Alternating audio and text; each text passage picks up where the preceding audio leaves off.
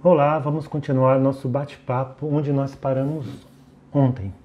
Nós contamos rapidamente a história da Sabrina, que estava aguardando a resposta, o chamado para algumas entrevistas de emprego.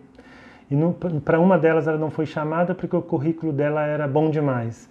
Para outra ela não foi chamada porque o currículo dela não era tão bom quanto eles queriam. A experiência que ela tinha não era a que eles queriam.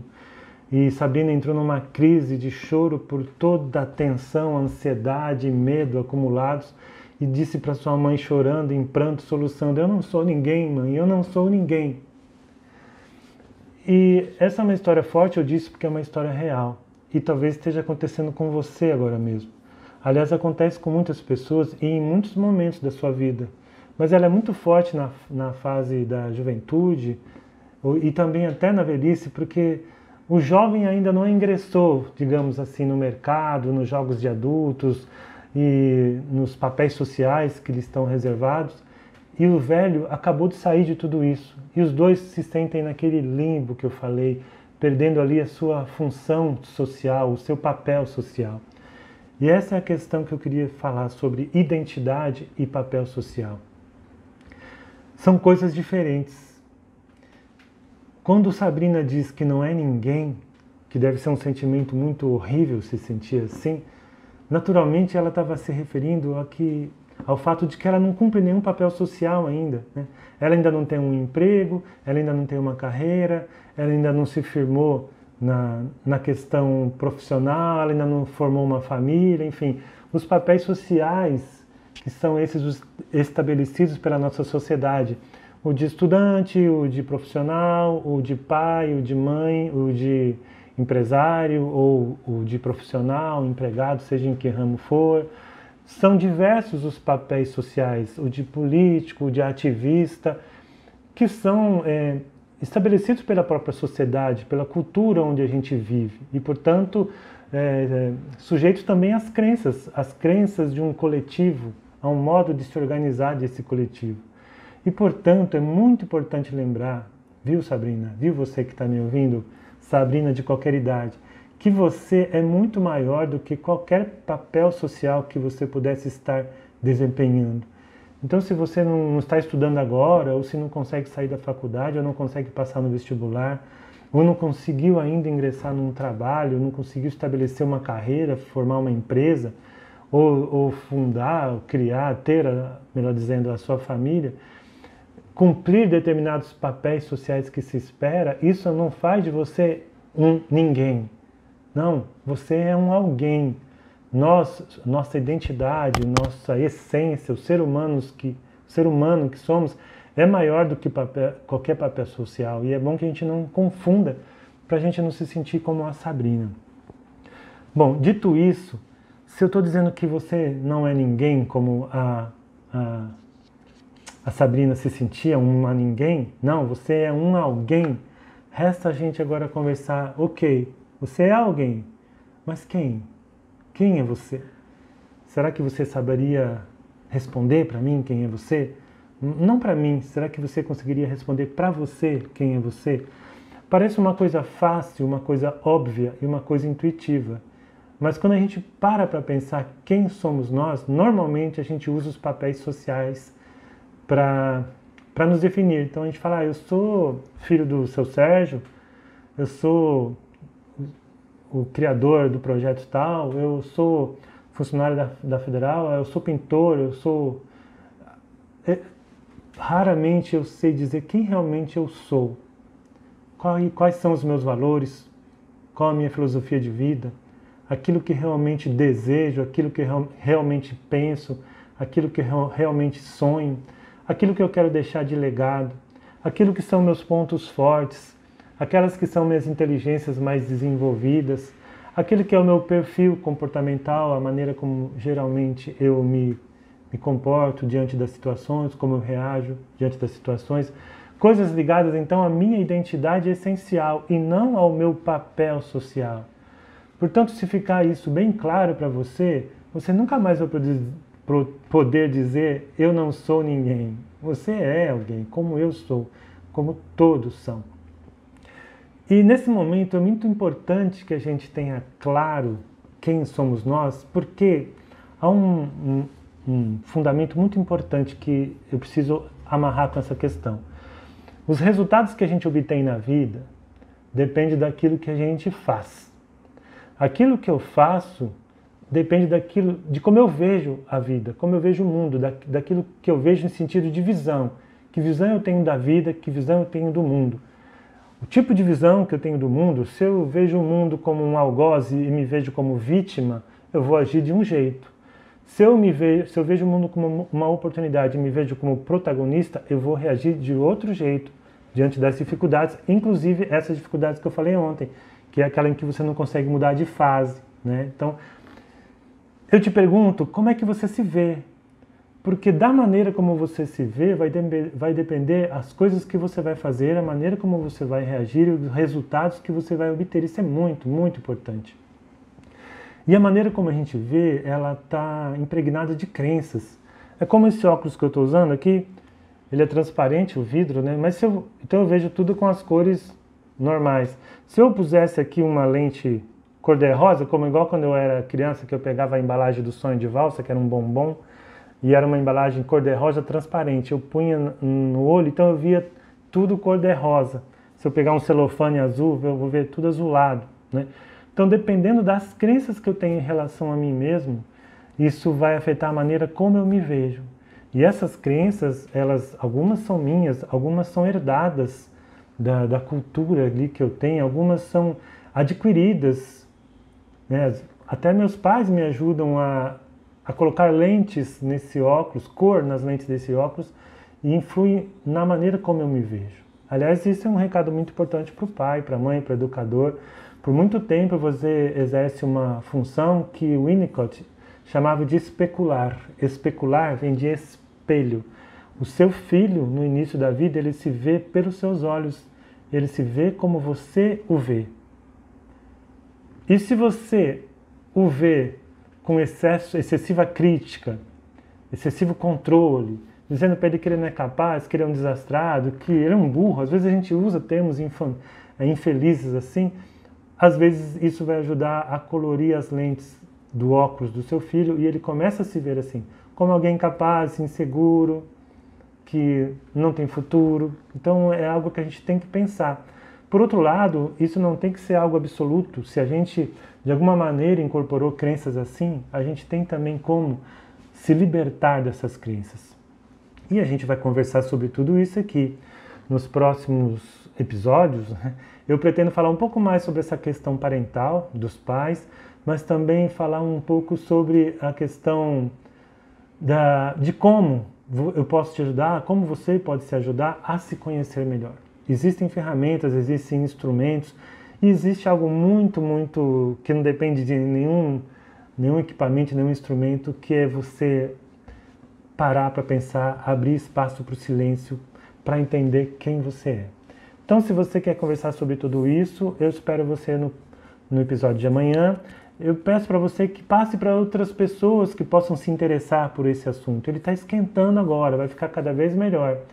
E que se você tiver alguma pergunta, alguma observação, algo a falar sobre isso que eu falei aqui hoje ou nos outros episódios, comenta aqui. Eu estou colocando no Instagram, estou colocando no Facebook. Comenta, a interação, a opinião de vocês é muito importante, tá bom? Tem muito assunto pela frente, muita coisa para a gente falar. Me espera, a gente se encontra amanhã. Olá, vamos continuar a nossa conversa que está sendo guiada aqui pelo meu livro Faz Sentido para Você. E eu espero que esteja fazendo sentido para você essa nossa conversa aqui. Hoje nós vamos abrir um parênteses e falar sobre os pais, sobre os nossos pais, os meus, os seus, os nossos pais.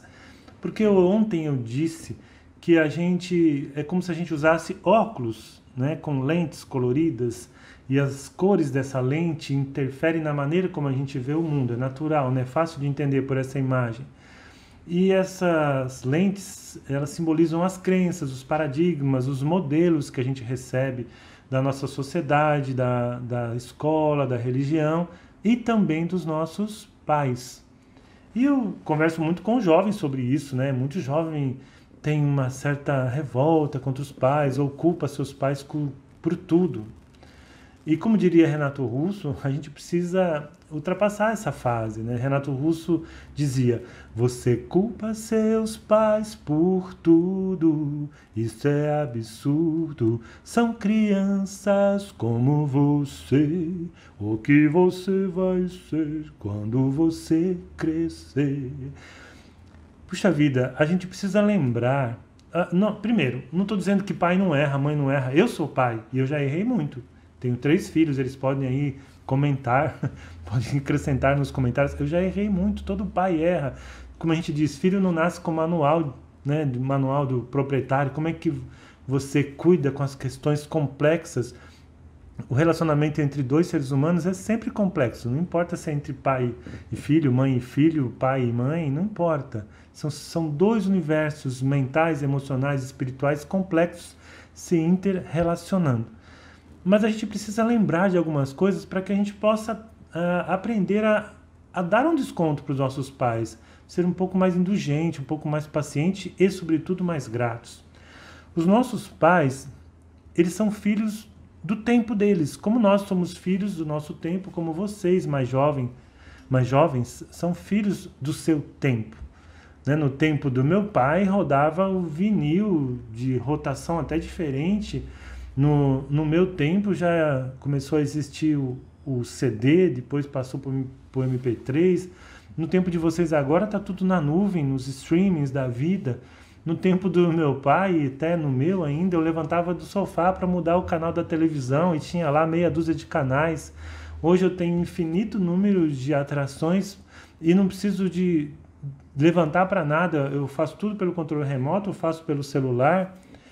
Então, isso tudo afeta a maneira como a gente vê a vida, como a gente encara os desafios da vida. Tudo isso interfere nas cores da lente dos óculos que a gente usa. E o mundo, se está complicado para você, que é jovem, em grande aspecto ele também é muito complicado para os seus pais. Se por um lado a vivência que eles têm dão a eles alguma vantagem, por outro eles enfrentam uma mudança numa velocidade jamais vista e que mexe demais na maneira deles sentirem, desperta sentimentos muito controversos neles também. Porque nós estamos no chamado mundo VUCA. O que é mundo VUCA? Eu vou falar sobre isso, porque isso afeta demais as nossas vidas e mais ainda a vida das pessoas que nasceram antes desse mundo, que viviam num mundo mais previsível, digamos assim. E o que é o mundo VUCA? Vamos falar do mundo VUCA. VUCA começa com V, né? V de volátil. Então, um mundo com grande volatilidade. O volume e a velocidade das mudanças é inimaginável para os nossos pais, muito mais para os nossos avós. Para nós é difícil, para vocês também. Hoje é difícil até você fazer um planejamento de médio prazo, porque as coisas mudam tanto, porque até as empresas, olha, no tempo que eu trabalhava no banco, a gente fazia planejamento para 10 anos. Isso hoje é totalmente impensável numa empresa. O planejamento é feito para curto, médio prazo no máximo. A visão é que precisa ser de longo prazo, né? Porque as coisas mudam muito, muito, e isso é difícil para as pessoas mais velhas lidarem. E o U do mundo VUCA é de uncertain, que é incerteza em inglês.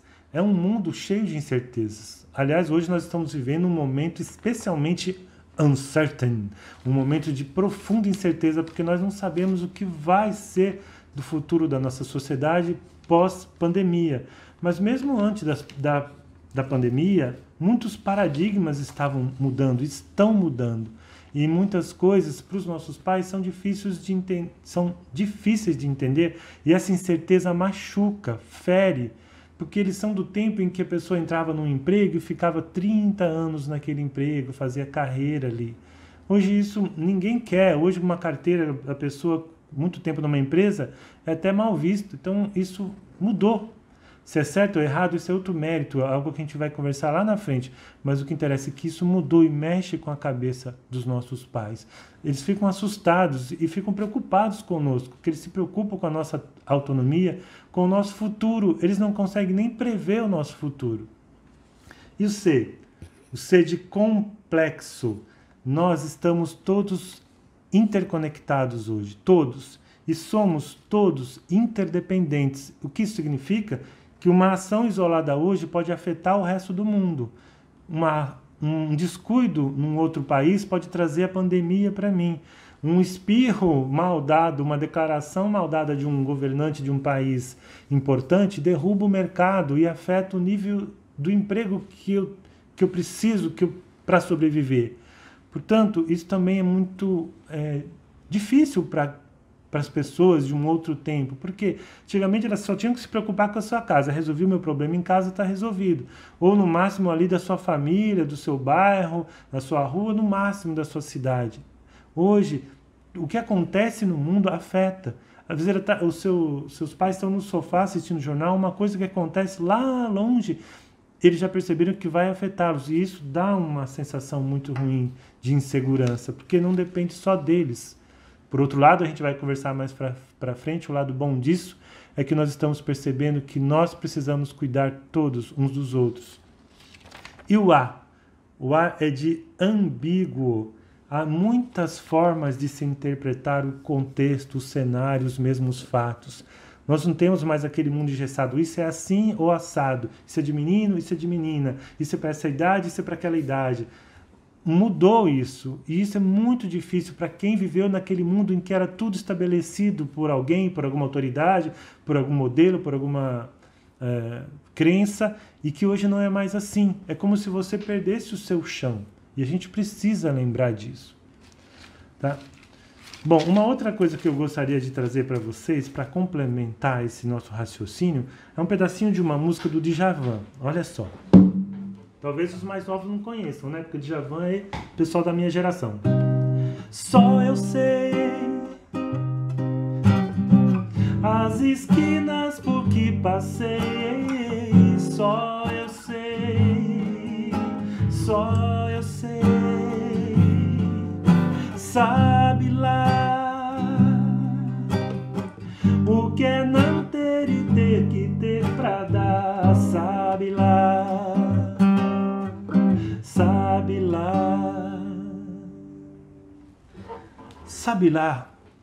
Só eu sei as esquinas por que passei.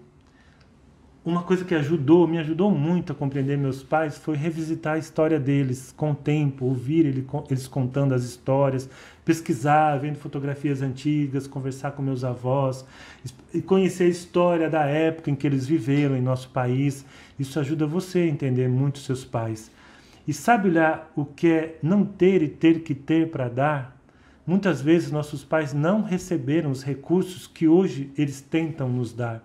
Não receberam a educação, o afeto, a formação que eles precisariam ter e que eles têm que ter para dar para a gente, que vocês pedem, exigem de certa maneira dos seus pais. E eles se esforçam, mas eles dão o que eles têm. Eles fizeram o que eles souberam, o que eles podiam fazer. Agiram por amor, agiram por medo, mas fizeram o que eles achavam que era possível, como hoje você também vai querer fazer.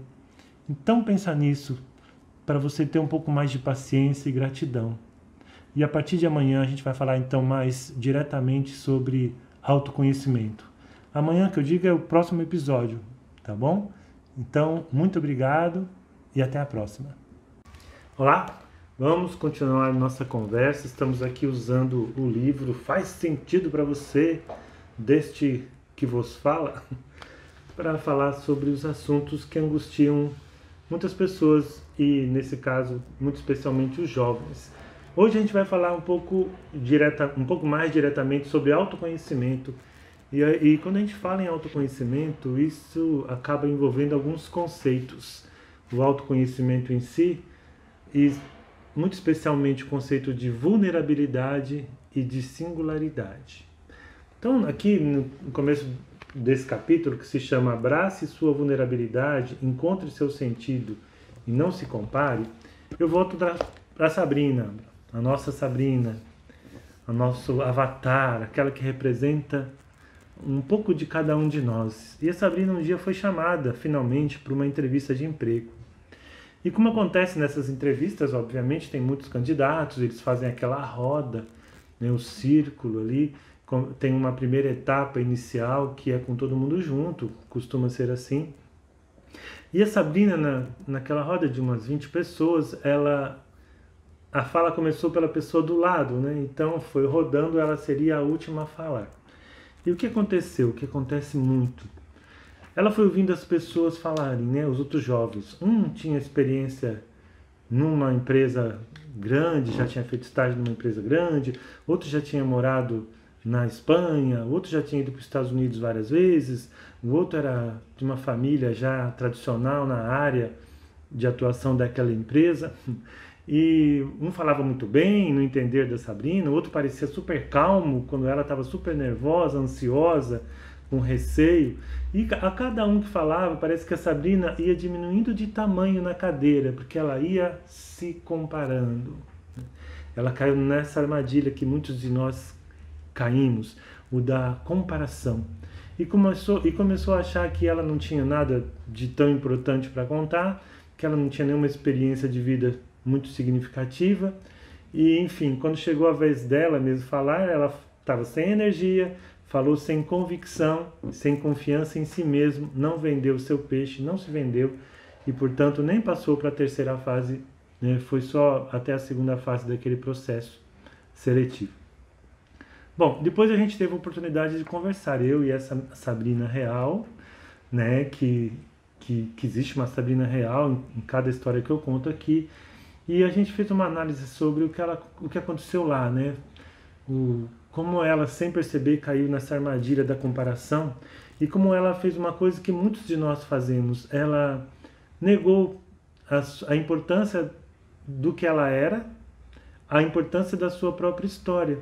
Ela, por exemplo, esqueceu de lembrar que ela tinha mais 3 irmãos, inclusive havia gêmeos na família dela, e que ela teve que, desde cedo, aprender a dividir, aprender a confrontar ideias, a dialogar, a negociar, né? Porque quando você é um irmão de uma família grande, você tem que estar toda hora negociando, tem que saber se colocar no meio daquele tumulto familiar, tem que aprender a dividir, né? Aprende a trabalhar em equipe.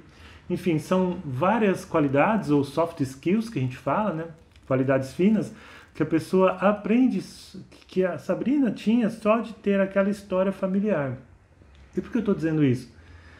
Porque quando a gente fala de singularidade, da importância de você ser quem você é, a gente está dizendo também que é impossível você ter uma vida de relação realmente rica e positiva se você não for quem você é.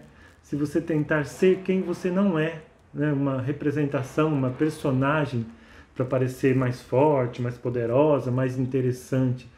Você é interessante sendo quem você é. Você é interessante com a história de vida que você tem.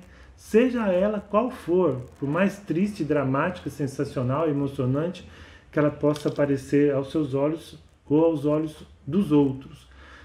Não ser você, ou seja, não exercitar a sua singularidade, te leva para caminhos enganosos, porque você vive uma vida de mentira, de fingimento, como fosse um ator o tempo inteiro interpretando. Isso desgasta, isso rouba a sua energia e isso não traz enriquecimento para você, não te ajuda em nada. Como eu disse antes, as relações que você quer ter relações verdadeiras. Como você vai ter relações verdadeiras não sendo você?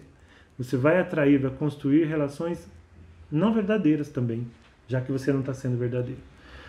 E o outro termo que eu havia dito era da vulnerabilidade. A vulnerabilidade é você saber se aceitar como você é, como eu já disse antes, com medo, tendo vergonha, né? Naquele momento, estava na entrevista, se você tenta fazer uma pose de super poderoso, você quebra primeiro com a autenticidade, que você deixa de ser você, e você, ao tentar esconder a sua vulnerabilidade, muitas vezes você se torna, fica falso, fica fingido, não fica autêntico, não tem verdade naquilo que você está falando, né? Estou falando numa entrevista de emprego, mas isso serve em qualquer lugar.